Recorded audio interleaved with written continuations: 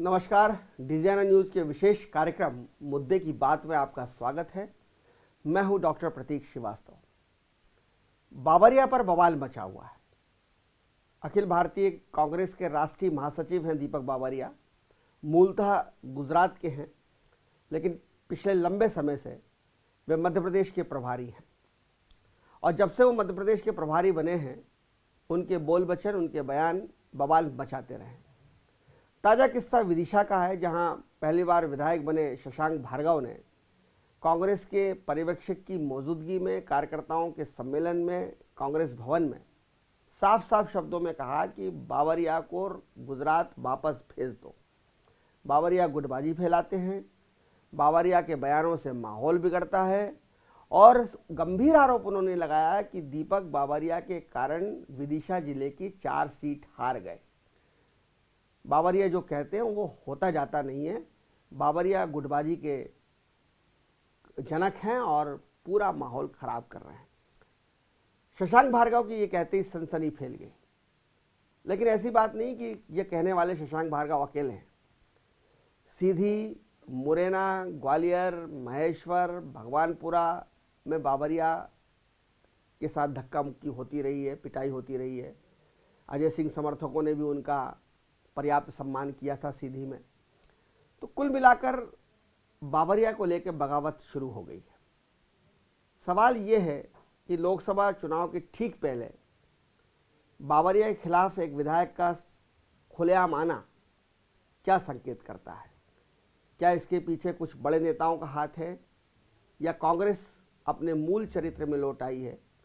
जैसे ही उसे सत्ता मिलती है वो गुटबाजी में बढ़ जाती है, अलग अलग गुटों में विभक्त हो जाती है। इन्हीं तमाम मुद्दों पर बात करने के लिए मेरे साथ मौजूद है कांग्रेस के प्रदेश प्रवक्ता संतोष सिंह गौतम और भारतीय जनता पार्टी की नेता, इंदौर नगर निगम में सभापति अजय सिंह नरूका।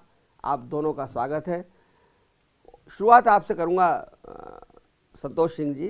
कांग्रेस के विधायक ने बावरिया जी पर आरोप लगाए, इसलिए अब बहुत ज़्यादा स्पष्टीकरण की गुंजाइश बचती नहीं है। विधायक खुद कह रहे हैं कि 4 सीट बावरिया के कारण हार गए, बावरिया माहौल खराब करते हैं। मैं अंदर की बात ये जानना चाहता हूं कि एक विधायक, जिम्मेदार विधायक, अपने राष्ट्रीय महासचिव पर इस तरह के आरोप लगा रहा है, तो कहीं ना कहीं बड़े नेताओं का इशारा होना चाहिए। नहीं प्रतीक जी, मैं स्पष्ट कर दूं कि इसमें बड़े नेताओं के इशारे जैसी कोई बात नहीं है। कोई कार्यकर्ता, चाहे वो विधायक हो या अन्य कोई कार्यकर्ता हो, यदि उसका कोई आकलन किसी बड़े नेता के प्रति है तो ये उसका पूर्वाग्रह हो सकता है किसी नेता के प्रति। लेकिन मैं इसमें बड़े नेताओं के इशारे की बात को तो बिल्कुल सिरे से खारिज करता हूं।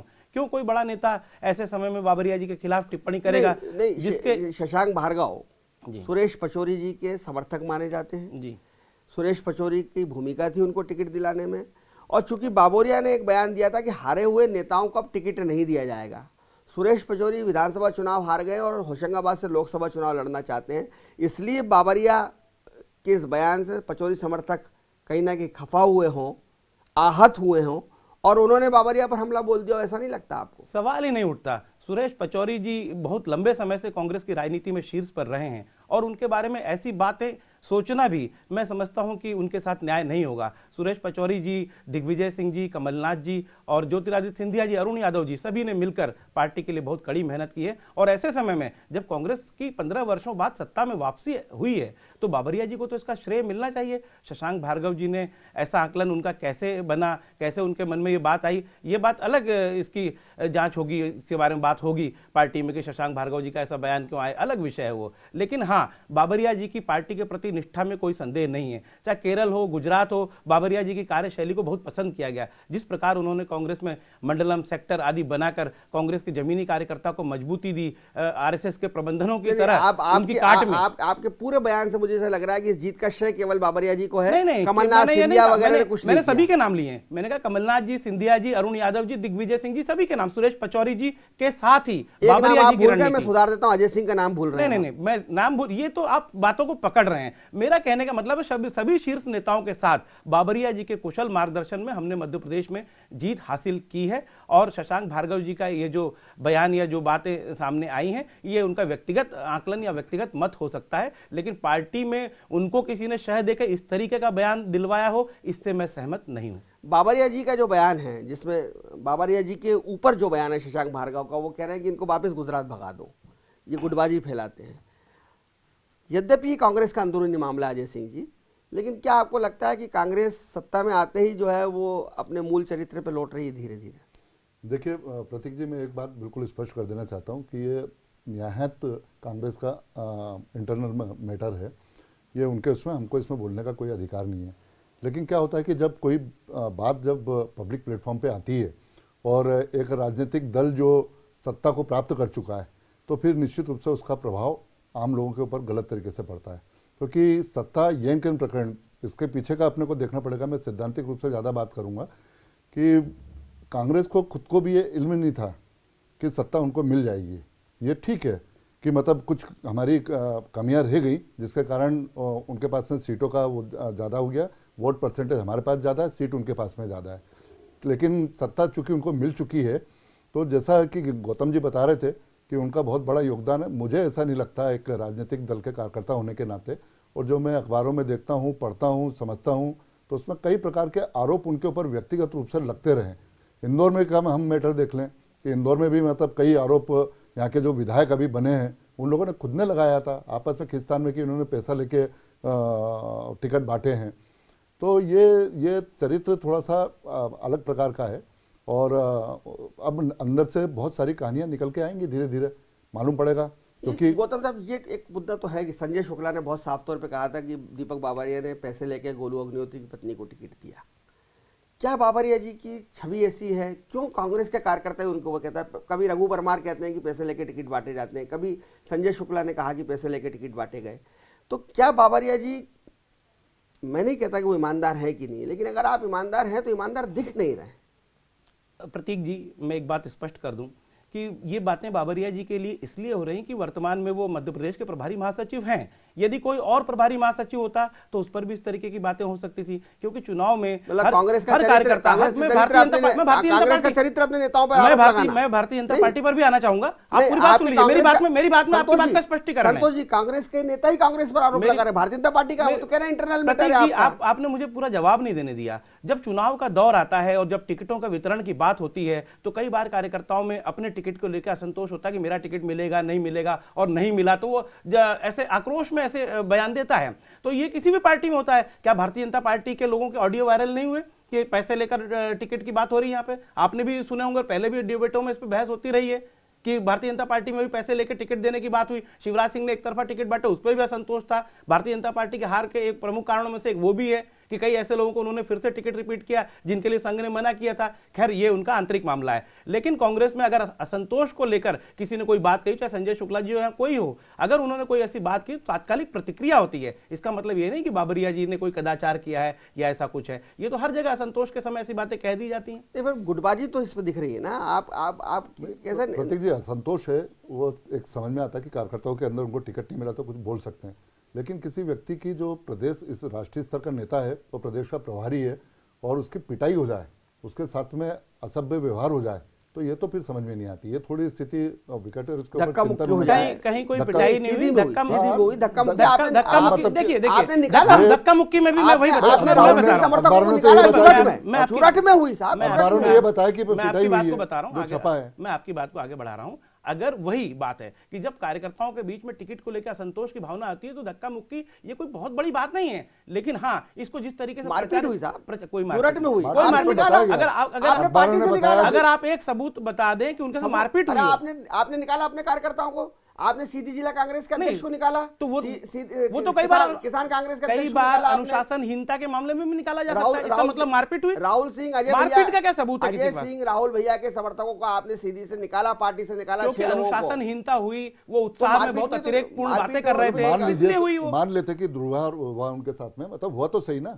उधर इधर आरोप लग रहा है पैसे का, इधर आरोप लग रहा है पैसे का, उधर एक विधायक स्तर का आदमी उनको निकालने की बात बोलता है, उनको वापस से गुजरात भेजने की बात बोलता है। साबित हो चुकी है गए कि मुख्यमंत्री की जन आशीर्वाद यात्रा जब निकली तो उनके ऊपर जूते फेंके गए, चप्पल और वो फेंकी गई। चप्पल फेंकी हाँ, गई, फेंकी तो गई। भारतीय जनता पार्टी कार्यकर्ता ने फेंकी थी। इस बात को आप कैसे फिर बोलेंगे? हमेशा जब ऐसी कोई बात होती है तो देखिए दोनों दलों में वो एक असंतोष बहुत होता अलग है। चीज है। क्यों वो और क्यों अलग चीज विषय- होती है? वो इसलिए वो कि क्यों अलग चीज है? पब्लिक में से कोई किसी चीज को उछाल दे तो उसको आप ये नहीं कर सकते कि भारतीय जनता पार्टी का पब्लिक का कार्यकर्ता ने करा। संतोष तो माने उसको, लेकिन यहाँ उसको पर तो पब्लिक का संतोष मानते हैं। यहाँ पर तो था ही pure- ऐसा, हम उसको जब पब्लिक भी का आपको संतोष सीट मिली मानते ना, हैं। जभी तो आप सत्ता पे आ गए ना। हाँ, तो हम इस ये मान कदर लेते हैं ना उस असंतोष चीज के को, ऊपर हम जूते तो मान फेंके ही गए। रहे। 15 साल की बदहाली लेकिन का कहीं ना इससे बड़ा कहीं और दाल नमूना में क्या कोई हो सकता काला है? तो है। और उसके बाद कहीं ना में कहीं बाबरिया जी के चरित्र में किसी प्रकार का कोई ना आपकी कोई तमाम खोट है। बातों के और बावजूद या फिर उसी बाबरिया के नेतृत्व में मध्य प्रदेश में कांग्रेस ने आपसे सत्ता छीनी है। नहीं, सत्ता एक अलग विषय है, सत्ता का नेतृत्व जाना, वो तो कमलनाथ हम जी का बोल रहे था। हैं। नहीं, नेतृत्व तो- बाबरिया जी भी उसमें समान रूप से सहभागी हैं। नेतृत्व राष्ट्रीय तो महासचिव कमलनाथ थे, जी का मध्य था, प्रदेश के प्रभारी थे। चुनाव अभियान समिति सिंधिया जी थे। मध्य प्रदेश के प्रभारी हैं बाबरिया जी, इसको कैसे आप झुटला सकते हैं? देखिए गौतम जी, दोनों में समन्वय बनाने का काम गौतम जी बाबरिया जी एक का चीज था। मैं इसमें कहना चाहूंगा, मेरी बात को थोड़ा सा शांति से सुनिएगा। जी क्या है, जो सत्ता की प्राप्ति की जो आप बात कर रहे हैं, जी ये अपने ये वो चीजें निकल के आ रही हैं और अभी प्रतीक जी और निकल कर आएंगी, क्योंकि कोई ऐसी एक अपनी नीतिगत वो नहीं था, व्यवस्था नहीं थी इनके पास में, योजना नहीं थी। और इनको भी ये नहीं महसूस था कि हमारे पास में सत्ता आ जाएगी। अब वो चीज नहीं होने के कारण ना तो नीति था ना नेता था, ये कोई तय नहीं थी। नेता के लिए कितनी लड़ाई हुई आपस में, उसके बाद में बड़े ऊपर की तरफ से हाईकमान के द्वारा निर्णय लिया गया, हाईकमान शब्द हम वापस से सुनने लगे, वो निर्णय लिया गया और उसके बाद में मतलब एक कोई नेता बन के हमारे पास में आया और उसने प्रदेश को संभाला। अब ये सारे फुटबॉल धीरे धीरे निकल कर आएंगी, क्योंकि किसी भी प्रकार की जो हमारे जो चारित्रिक जो तौर तरीके थे उसमें अगर किसी योजनाबद्ध तरीके से उसको नहीं डाला गया तो ये चीजें आना स्वाभाविक है। नर्मदा पट्टी के उत्तर में तीनों राज्यों में इनकी सरकार को जनता ने उखाड़ फेंका, तो बिना नीति और नेता के हमने इनकी सरकार को उखाड़ फेंका। गौतम साहब, मैं आपसे जानना चाहता हूं कि बाबरिया जी के जो बयान होते हैं उनके कोई सिर पैर नहीं होते। विधानसभा चुनाव में उन्होंने कहा कि जो लोग 3 बार हार गए, 4 बार हार गए, उनको टिकट नहीं देंगे। दिए, मैं नाम गिरा सकता हूं। अतर सिंह दरबार को दिया टिकट, 3 बार चुनाव हार गए थे वो। फिर कभी कहते हैं कि 50,000 रुपये जमा कराओ टिकट चाहिए तो। यूटर्न लेना पड़ा, कमलनाथ जी ने डांटा कि कांग्रेस क्या इतनी कंगली हो गई है जो आप 50,000 मांग रहे हैं, गरीब आदिवासी और बेचारा 15 साल से संघर्ष कर रहा है, आप उससे 50,000 25,000 रुपये जमा करवा रहे हैं। फिर कभी कहते हैं कि जो है वो मैं अलग अलग पर्यवेक्षक भेजूंगा। वो पर्यवेक्षक आते हैं, ये शशांक भार्गव कह रहे हैं, वो पर्यवेक्षक आते हैं, गुटबाजी फैलाते हैं, किसी के पट्टों को उकसाते हैं, किसी को तैयार करते हैं। फिर कभी उन्होंने कह दिया कि मैं हारे हुए नेताओं को टिकट नहीं दूंगा। कमलनाथ जी कहते हैं कि जो जीतेगा हम तो उसको टिकट देंगे, हमारे पास लड़ने वाले बच्चे कहाँ हैं। तो क्या बयान देने के पीछे कोई सुविचारित नीति नहीं है, कुछ भी बोल देना? ये बाबरिया जी कमजोरी है क्या, लूज टॉक उनकी कमजोरी है? नहीं, ऐसा नहीं कह सकते। कई बार मतभिन्नता होती है, बाबरिया जी किसी विषय पर कुछ और सोचते हैं, कमलनाथ जी कुछ और सोचते हैं, उसके बाद एक समग्र नीति बनती है जो साथ मिलकर जब निर्णय होता है। बगैर नीति बनाए क्यों बयान देते हैं? नहीं, ये तो क्या होता है कि कई बार पत्रकार लोग जब सवाल पूछते हैं तो कई बातें कहने में आ अब जाती उन्होंने हैं। कहा कि सुरेंद्र चौधरी जी, अगर हमारी सरकार बनी तो सुरेंद्र चौधरी उप मुख्यमंत्री होंगे। सुरेंद्र चौधरी खुद के ही चुनाव हार गए। उन्होंने ऐसा नहीं कहा था। एक उन्होंने ये कहा था कि सुरेंद्र चौधरी भी उप मुख्यमंत्री हो सकते हैं, ये कहा था उन्होंने।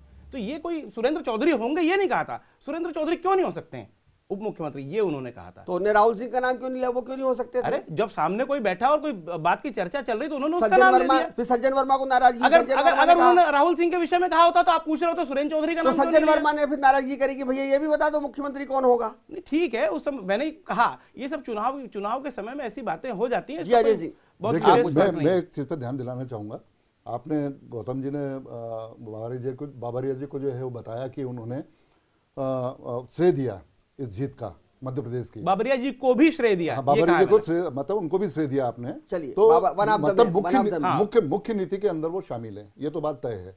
अब जब मुख्य नीति के अंदर शामिल है तो एक नीति जो जिसके ऊपर चुनाव लड़ा गया और जीतने में जिसने बहुत महत्वपूर्ण भूमिका अदा करी और जिसके अंदर राजीव गांधी ने भी मतलब जगह जगह चिल्ला राहुल गांधी ने भी जगह जगह ये बातें बोली थी। अपनी हर सभा के अंदर उन्होंने बात बोली थी कि जिस दिन मुख्यमंत्री बैठेगा उससे 10 दिन के अंदर अंदर हम किसानों का कर्ज माफ कर देंगे।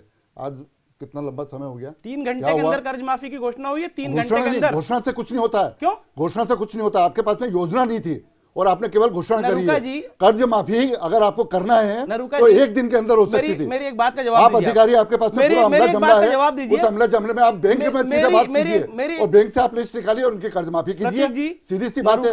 उसके लिए एक प्रश्न पूछना चाहता हूं। लाल पेपर, पिंक पेपर, नीला पेपर, ये क्या है? ये किसानों को क्यों उलझाया जा रहा है? कर्ज माफी की जो लिस्ट लगी है तो 60 रुपए, 65 रुपए, 25 रुपए। आपकी बात का जवाब है। आप नगर निगम में इतने वर्षों से काम कर रहे हैं, आपको लंबा अनुभव है। जब आप घोषणा करते हैं कि यहाँ पे सड़क बना दी जाएगी, तो वो तो आपकी घोषणा हो गई, सड़क क्या उसी समय बन जाती है? हम कभी नहीं उसकी बोलते, प्रक्रिया में समय लगता है। नहीं बोलते, आपने समयबद्ध बताया, उसकी प्रक्रिया में समय राहुल लगता है। गांधी जी ने समयबद्ध बताया कि घोषणा यदि नहीं करते हैं तो घोषणा कभी नहीं बोला घोषणा की बात। उन्होंने बोला कि कर्ज माफी कर देंगे और उसके अकाउंट में पहुंच जाएगा ये पैसा। लोगों के साथ इतनी तो बातें हुई नहीं। बीजेपी की आपत्ति ये है कि साहब सर्टिफिकेट किसान के पास अभी तक नहीं पहुंचा कि 13 2 लाख का कर्ज माफ। उसकी समय सीमा होगी कि 22 फरवरी से किसानों को सर्टिफिकेट मिलना प्रारंभ हो जाएगा। 22 फरवरी आ गए, आप तो 10 दिन का बोल रहे थे। केवल घोषणा करके और घोषणा तो 3 घंटे के अंदर करी।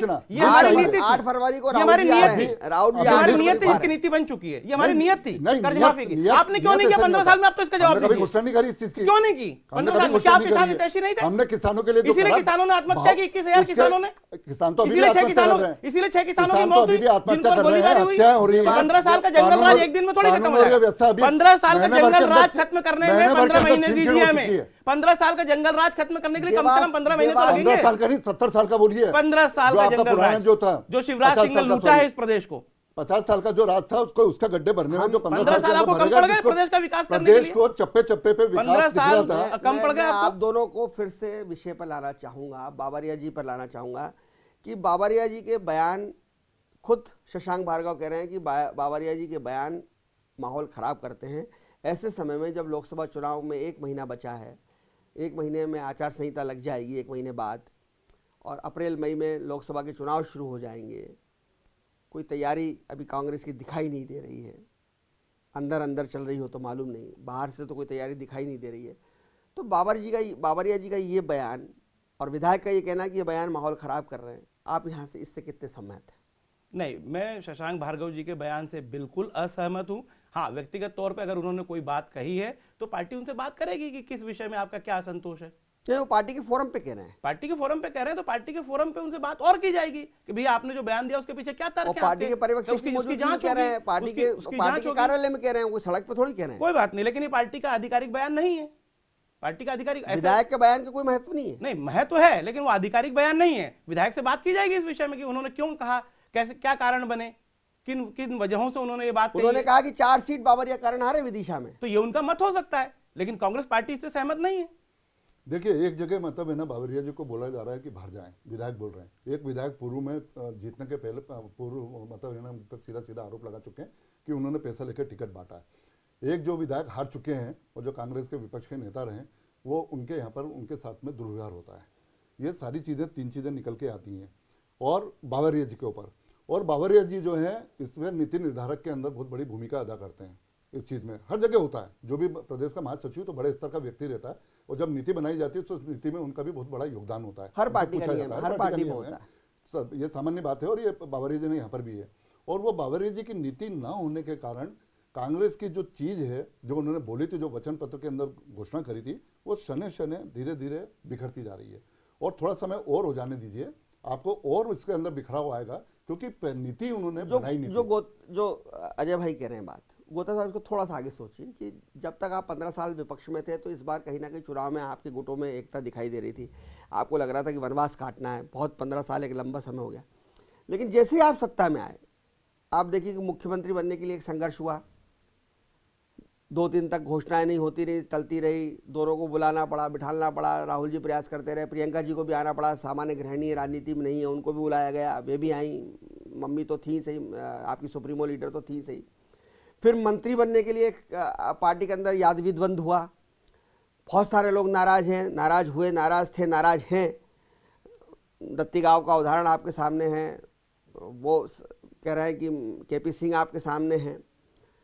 फिर विभाग बंटने को लेकर एक सिर फुटबॉल सामने आई, सबको इंदौर चाहिए, सबको मलाईदार विभाग चाहिए, उसको लेकर 2 दिन तक 3 दिन तक घोषणा नहीं हुई, जो कि मुख्यमंत्री का विशेषाधिकार था। मैं इन तीनों उदाहरण के माध्यम से आपसे ये कहना चाहता हूं कि कांग्रेस में जो एकता कुछ महीनों के लिए बनी थी चुनाव के पहले, क्या वो एकता में दरार पड़ने लगी है और उसका नुकसान लोकसभा में होगा? मध्य प्रदेश के सारे कांग्रेस के बड़े नेता इस बात को लेकर एक मत हैं कि 2019 के चुनाव में हमें राफेल के चोर को हराना है और आदरणीय राहुल गांधी जी के नेतृत्व में यूपीए की सरकार बनाना है। इसके लिए कहीं कोई मत भिन्नता अगर आपको नजर आती है तो ये आपका नजरिया है। कांग्रेस पार्टी मैं उदाहरण दे रहा हूं। कांग्रेस पार्टी में कोई मतभेद नहीं है, कांग्रेस पार्टी में कोई मतभेद नहीं है। पूरी पार्टी एकजुट होकर इस पूरे चुनाव में कम से कम 20 सीटें निकालकर कांग्रेस को देगी। 20 के दावा करें, लेकिन मैं तो 3 मैंने उदाहरण गिना है। मैं ये मतभिन्नता का उदाहरण नहीं है 3 जो मैंने। नहीं, मतभिन्नता एक अलग चीज है और होनी भी चाहिए। मतभेद है, आपकी गुटबाजी है। मतभेद भी होना चाहिए, मनभेद नहीं होना चाहिए, और मनभेद कांग्रेस में नहीं है। ये गुटबाजी है कि यही लोकतंत्र, स्वस्थ लोकतंत्र का ये उदाहरण है। मतभेद नहीं, ये गुटबाजी नहीं है। मत भिन्नता को आप गुटबाजी से जोड़ेंगे तो ये आप सोचते हैं। गौतम जी की एक बात, राफेल की उन्होंने बात को छेड़ा, मैं इसलिए इसमें यहाँ पर बात को लेके आना चाहता हूँ कि उसका क्या प्रभाव पड़ेगा ये देखिएगा। इन्होंने राफेल की बात बोली है। राफेल के तो अभी इनकी केवल एक नेता इनका चिल्ला चिल्ला के बोल रहे हैं कि राफेल में चौकीदार चोर है, चौकीदार चोर है। और बोल कौन रहा है? चोर मचाए शोर। कौन? जो खुद चोर है। चोर मतलब कैसे? माँ और बेटे दोनों जमानत के ऊपर है।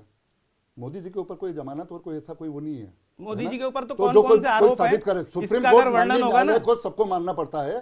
सुप्रीम कोर्ट ने चीज बोली है राफेल के ऊपर, उसके बाद में भी केवल खुद चोर मचाए शोर कि मतलब वो चोर चोर चोर, तो वो चोर नहीं है, सिरे से खारिज है। ये चीज जनता भी बता देगी। लेकिन अब आपको ना आया था मुद्दे पे।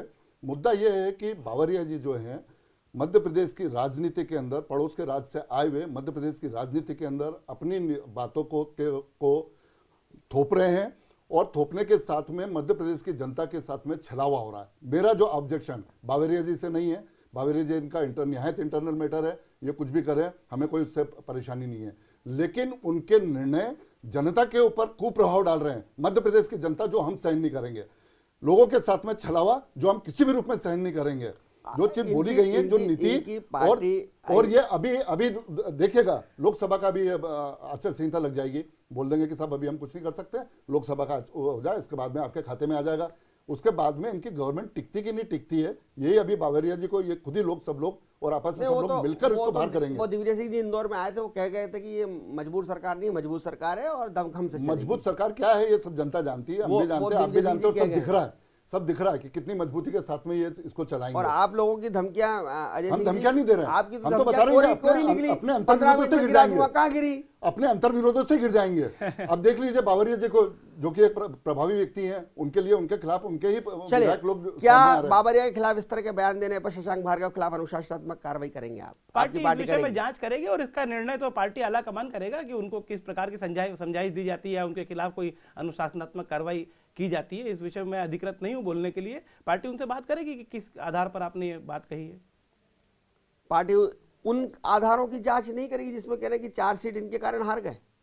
नहीं तो मैं तो पहले ही कह रहा हूं, ये शशांक भार्गव जी का व्यक्तिगत अभिमत है, इससे पार्टी सहमत नहीं है। ये कांग्रेस पार्टी। फिर बावरिया जी को फैसले क्यों बदलना पड़ते? चलिए, आप कहते हैं बावरिया बहुत बड़े नेता हैं, आप कहते हैं बावरिया जी नीति निर्धारक हैं, आप कहते हैं जीत का श्रेय बावरिया को भी है, तो फिर बावरिया जी को अपने फैसले क्यों बदलना पड़ते? 3 बार के हारे को टिकट नहीं दूंगा दिए, 50,000 रुपये वापिस किए, अब हर लोगों को टिकट नहीं मिलेंगे, बाद में कमलनाथ जी ने कहा कि देना पड़ सकते हैं। प्रतीक जी, जब कोई भी रणनीति बनाई जाती है उस पर पुनर्विचार भी किया जाता है, और अगर पुनर्विचार में ये लगता है कि पहले वाली नीति की अपेक्षा रणनीति बनाने के पहले विचार होता है। रणनीतियों में भी कई बार परिवर्तन करना पड़ता है। रणनीतियों में कई बार 15 साल का हिसाब तो आप देंगे कि 15 साल में आपने क्या किया? क्यों हमको प्रदेश में सत्ता मिली है? वोट लेकर आए हम, हमको जनता ने मतलब हमको रिजेक्ट नहीं करा है। लोकतंत्र में ठीक है ना, सीट का गणित आपके पास में, आपको बधाई हमने दी है, बिल्कुल हमने उसको। तो आप अभी 1 महीना हमारी सरकार को बने हुआ है, हमारी आपसे अपेक्षा है कि लोकतंत्र के हित में, इस प्रदेश के हित में हमारा सहयोग कीजिए, और 5 साल ये देखिए कि आपके हमारे 5 साल में और आपके पिछले 15 सालों में क्या अंतर था। स्वयं देखिए, अपने अंतर्विरोध से गिर जाएंगे, लेकिन हम आपको शुभकामनाएं देते हैं और हम प्रदेश की जनता के लिए सबके सहभागी हैं और अच्छे विपक्ष की भूमिका निभाने के लिए तैयार है। लेकिन आप उससे पहले अपनी नीति को और उसको तो आप माने और उसको तो दें, और जनता के साथ में छलावा नहीं करें, जनता को उनका अधिकार जो दें। क्या ये संभावना बन रही संतोष गौतम साहब की लोकसभा चुनाव के पहले बावरिया जी को मध्य प्रदेश से विदाई कर दी जाएगी, जैसे कि शशांक भार्गव मांग कर रहे हैं? नहीं नहीं, ये शशांक भार्गव की मांग पर इस तरीके के निर्णय थोड़ी होते हैं। निर्णय तो तब होते हैं जब पार्टी आला कमान चाहेगा। अंदर खाते की खबर ये है कि उनको कमलनाथ जी पसंद नहीं करते हैं, उनको सुरेश पचौरी पसंद नहीं करते हैं, उनको राहुल सिंह पसंद नहीं करते। बाबरिया जी को थोड़ा बहुत सपोर्ट है तो अरुण यादव का है, अरुण यादव का बहुत ज़्यादा सपोर्ट है, और थोड़ा बहुत सपोर्ट जो अगर किसी का है तो सिंधिया जी का है। तो क्या बाबरिया जी कोई नया चेहरा नए लोकसभा चुनाव में? ये आपने कैसे आकलन लगा लिया कि सभी लोग उनको पसंद नहीं करते हैं? क्या कोई ऐसी बात सामने आई, कमलनाथ जी ने ऐसा कहा कि मैं बाबरिया जी को पसंद नहीं करता हूं? उनके फैसले बदल क्या सकते हैं सिंधिया जी? बाबरिया नहीं जी? नहीं, बिल्कुल नहीं, ऐसा नहीं है। फैसले तो कई घटकों से बदले जाते हैं, कई बातें ऐसी होती है, उनको लगता है कि नहीं ये निर्णय ठीक नहीं है, फिर आपस में बैठ के सबकी सहमति बनती है, फिर निर्णय बदल जाते हैं। तो ये कोई बड़ी बात नहीं है, और ये तो स्वस्थ लोकतंत्र का परिचायक है। क्या हमारी पार्टी नरेंद्र मोदी की पार्टी है जिसमें अडवाणी को और सबको मार्गदर्शक मंडल में डाल दिया और केवल 2 लोगों की चल रही है, जिनको पूरा हिंदुस्तान जानता है कि वो कैसे लोग हैं? हमारे यहाँ आपके दो लोगों की नहीं चलती, राहुल जी और सोनिया जी की? बिल्कुल नहीं, हमारी पार्टी में तो आंतरिक लोकतंत्र है, हर बात सीडब्ल्यूसी में जाती है और वहां फैसले लिए जाते हैं। आपके अगर आंतरिक लोकतंत्र होता संतोष जी, तो विधायकों ने जिसका नाम बताया था वहीं भोपाल में घोषणा हो जाती। आप दिल्ली लेकर क्यों गए मामला? और आपके विधायकों ने दिल्ली के ऊपर का मामला क्यों छोड़ा अगर आंतरिक लोकतंत्र? विधायकों ने किसका नाम बताया था? विधायकों ने कहा कि राहुल जी तय करेंगे, तो राहुल जी ने तय किया। तो विधायकों को अधिकार ही नहीं नाम बताने का, कहा आंतरिक लोकतंत्र है? विधायकों ने तो राय दी ना कि राहुल जी तय करेंगे। तो आंतरिक लोकतंत्र तो ये होता है, विधायक कहते हैं कि आंतरिक लोकतंत्र के लिए विधायकों की बैठक बुलाई गई, विधायकों ने कहा कि राहुल जी तय करेंगे, राहुल जी तय कर देंगे। तो इसमें क्या गलत है? तो ये आंतरिक लोकतंत्र तो हमेशा से होता है, हमेशा से होता है। थोड़ी विधायकों ने तय किया है, विधायकों ने तय किया है, विधायकों की राय पर राहुल जी ने फैसला लिया है। बहुमत विधायकों की जो राय, 2 दिन लग गए, 2 दिन लग गए, तो ये और अच्छी बात है कि सोच समझकर 5 साल का फैसला बुलाना पड़ा, बिठाना पड़ा। प्रदेश के 5 साल के भविष्य का फैसला के लिए अगर 2 दिन लगते हैं तो मैं इसको गलत नहीं मानता हूं। बुलाना पड़ा, बिठाना पड़ा, समन्वय करना पड़ा। ये कोई बड़ी बात नहीं है। प्रदेश के व्यापक हितों में जो सबसे उचित निर्णय था वो राहुल जी ने लिया है। तो ये अब राहुल जी निर्णय लेंगे बाबरिया जी का? ये तो इस विषय पर तो सवाल ही नहीं है। देखिए, ये तो ओवरऑल परफॉर्मेंस की बात की जाएगी। अरुण यादव ने महेश्वर वाले मामले में और खरगोन वाले मामले में अरुण यादव ने बाबरिया जी को हटाने की मांग की। राहुल सिंह बाबरिया जी से नाराज हैं। वो जब उनके समर्थकों को निकाला गया तब उन्होंने कहा कि मुझे बदनाम करने के लिए चीजें की जा रही, उन्होंने बाबरिया जी के खिलाफ बोला। शशांक भार्गव सुरेश पचौरी जी के आदमी है, वो बाबरिया जी के खिलाफ बोल रहे हैं। देखिए प्रतीक जी, मैं आपको एक बात स्पष्ट कर दूं कि ठीक है, बयान और असंतोष ये सब चलता रहता है, लेकिन पार्टी ये देखेगी कि बाबरिया जी को रखना पार्टी के व्यापक हित में है नहीं है। क्या किसी के एक व्यक्तिगत राय से या किसी 1-2 जनों के बोलने से उनको हटा दिया जाए, ये उचित है? मैं तो ये मानता हूं कि अगर बाबरिया जी ने पार्टी को ये मौका दिया है कि वो प्रदेश में सत्ता में दोबारा लौटी है, तो फिर बाबरिया जी को रहना चाहिए चुनाव तक, और वो रहेंगे, मेरा पूरा विश्वास है। ये कैसे आपने मान लिया कि बाबरिया जी हट रहे हैं? मैं मानने वाला कौन? नहीं, तो आपसे पूछ रहा हूं। नहीं, बिल्कुल नहीं, मुझे नहीं आपसे पूछ रहा हूं। मुझे बिल्कुल भी इस बात में संदेह नहीं है कि बाबरिया जी पूरे चुनाव में रहेंगे लोकसभा तक। चलिए, आप बाबरिया जी के मध्य प्रदेश में रहने में फायदा मानते हैं? उनके इस तरह के बयान जो है, जैसा कि शशांक भार्गव कह रहे हैं कि उनके बयान माहौल को खराब करते हैं, भारतीय जनता पार्टी के लिए अच्छी बात है कि वो माहौल खराब कर रहे हैं बाबरिया जी? नहीं, भारतीय जनता पार्टी के लिए बहुत दुखदायी बात यह है कि उनके माहौल खराब होने से निर्णय पे प्रभाव पड़ रहा है, और जनता की सेवा का जो इन्होंने वचन दिया था, वचन पत्र जारी करा था, उसको ये लागू नहीं कर पा रहे हैं। ये एक सबसे बड़ा दुखदायी प्रसंग है, और हमारी चिंता का विषय भी यही है। मैं तो मेरा कोई वो नहीं बनता इन लोगों को सब बात करने का इस संबंध में, आंतरिक मामला है, लेकिन फिर भी मेरा ये मानना है कि मंत्रियों को, सरकार को पहले सोच लें, चिंता कर लें, और उसके बाद में डिपार्टमेंट को समझ लें। हर मंत्री मतलब थोड़ी थोड़ी उतावलेपन के अंदर मतलब उनका चरित्र में दिख रहा है, तो उसको थोड़ा सा शांति के साथ में चलें तो ज़्यादा आप प्रदेश के बेहतर तरीके से सेवा कर पाएंगे। और हमारी शुभकामनाएं हमेशा आपके साथ में है, अच्छे कार्यों के लिए हम आपके साथ में। फाइनल कमेंट संतोष जी आपसे आऊंगा, फिर मैं कंक्लूड करूंगा। मैं अजय सिंह नरूका जी को पूरा विश्वास दिलाता हूं कि मध्य प्रदेश में जो कांग्रेस की सरकार बनी है, वो उसने अपना घोषणा पत्र जारी नहीं किया है, उसने अपना वचन पत्र जारी किया है, और एक एक वचन को हम पूरा करेंगे। हम शिवराज सिंह चौहान की तरह 21,000 झूठी घोषणाएं नहीं करेंगे, ये मैं आपसे वादा करता हूं। कर्ज माफी उसको ले लीजिएगा। कर्ज माफी तो 3, फिर वही बात है, आपकी फेल हो चुकी पहले ही। कितनी बार केवल घोषणा करने के बाद आपने भी घोषणा ही करी है, ये तो हो गया ना।